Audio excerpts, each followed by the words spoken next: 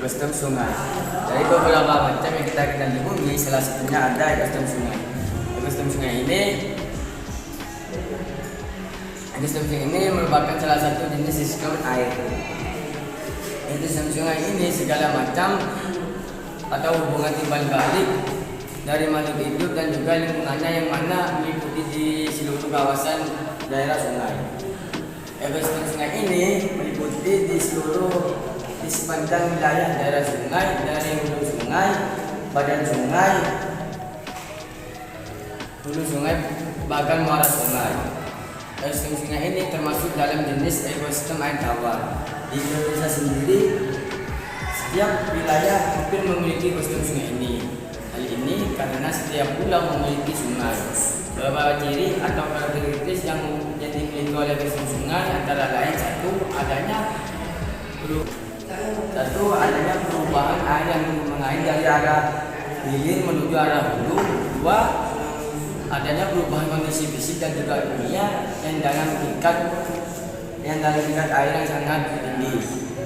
Tiga, perubahan kondisi fisik dan juga kimia yang berlangsung secara terus-menerus. Empat, dihuni oleh berbagai macam tumbuhan dan juga binatang yang telah beradaptasi dalam kondisi aliran air.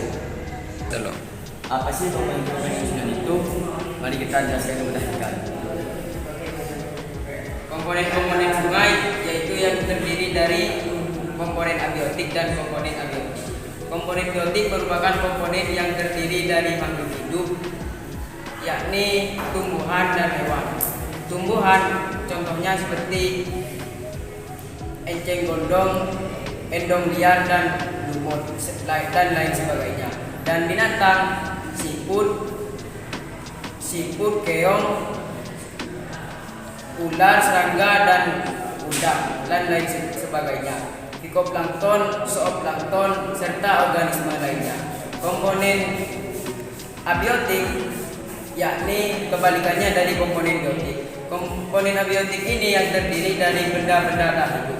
Meski benda-benda tak hidup ini dapat berpengaruh terhadap keberlangsungan ekosistem biotik.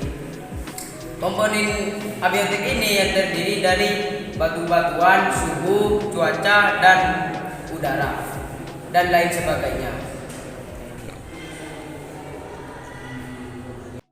Apa saja pembagian ekosistem sungai? Ekosistem sungai itu ada dua, satu zona air deras, zona aliran tenang. Zona air deras adalah merupakan salah satu ekosistem sungai yang ada di wilayah pegunungan yang disebut kalian cenderung. Aliran arus air yang deras atau sangat tinggi. Biasanya zona ini berada di bagian hulu sungai, lebih tepatnya di pegunungan. Ini mengakibatkan bagian dasar sungai menjadi bersih dan berbagai macam endapan serta materi-materi mengendap lainnya. Sedangkan zona aliran tenang ini merupakan zona yang lebih dalam dan arus air tidak terlalu deras seperti zona yang bernama.